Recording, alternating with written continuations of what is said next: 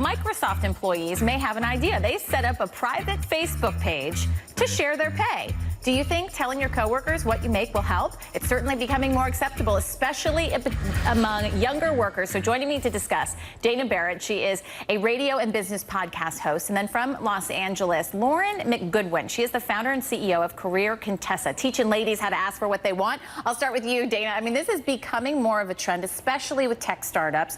Is the answer pulling back the curtain and saying, listen, here's what I make. What do you make? Let's go ask the boss for a raise. Yeah, I think it's absolutely the answer. It's not the full answer, but it is a large part of the answer, and it is a good place to start. And I think you're right that tech companies are doing it sort of first and foremost because they need employees. So for them, if they can show off good pay, they're going to attract better workers.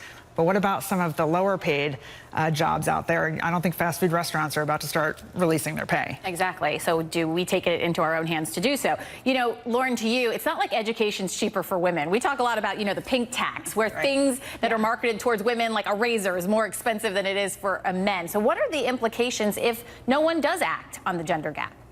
I mean, definitely it just allows this to exist for a lot longer, right? So wage inequality gets to go on for longer if we're not talking about it, if we're not bringing it to the surface, and we're not asking companies, hey, how do you come up with those numbers? And saying, no, you can't just say you have to stay quiet about it. I actually want an answer. And if your company is not the one, Dana, that's being really proactive to shrink that gap, what else can you do as a woman? Well, I mean, I think the companies really should be proactive, but I think you're right. A lot of them are not going to be. And I do think the digital way of communicating about this is the way to go, because the face-to-face, not so much. Like, who's going to go up and ask somebody else what they make? But if there's these digital outlets, which there are more and more of now, both across industries and in companies, I think that's the way to go. You know, I think probably some of the generation before looks at their daughters now who are working. They maybe stayed at home and their daughters are now working moms. And they would say, listen, ask for what you want because you've worked hard for this. How do you do that, Lauren?